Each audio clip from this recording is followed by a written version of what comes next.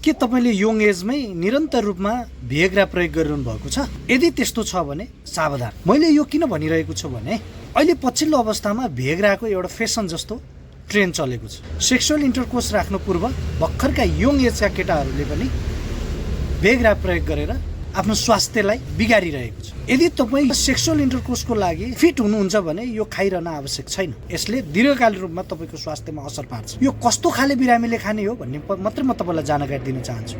जो erectile dysfunction भनेको sexual इन्टरकोर्सको लागि ऊ पूर्ण रूपमा तन्दुरुस्त हुन नसक्ने अवस्था हो। त्यस्तो अवस्थामा प्रयोग गर्न सकिन्छ, तर आफू सक्षम छ, आफू हेल्दी छ भने पनि इन्टरटेनमेन्टको लागि मात्रै तपाईँहरूले यो प्रयोग नगर्नु होला।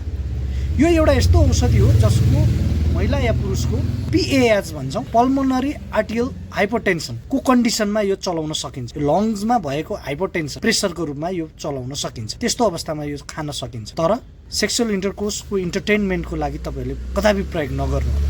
यो कस्तो खाले मान्छेमा प्रयोग गर्न सकिन्छ त्यो इन्डिकेसनको लागि भने जो बुढ्यौली लागेको छ उहाँहरूले एकाध रूपमा प्रयोग गर्नुहुन्छ। दीर्घकालीन रूपमा तपाईँलाई यो निरन्तर रूपमा प्रयोग गर्नुभयो भने दीर्घकालीन रूपमा तपाईँहरूलाई यसले असर गर्छ। बुढेसकालमा झन् तपाईँलाई मेडिसिनसँग डिपेन्डेन्ट हुनै पर्छ। त्यसैले यो चाहिँ रमाइलोको लागि मात्र प्रयोग चाहिँ नगर्नु।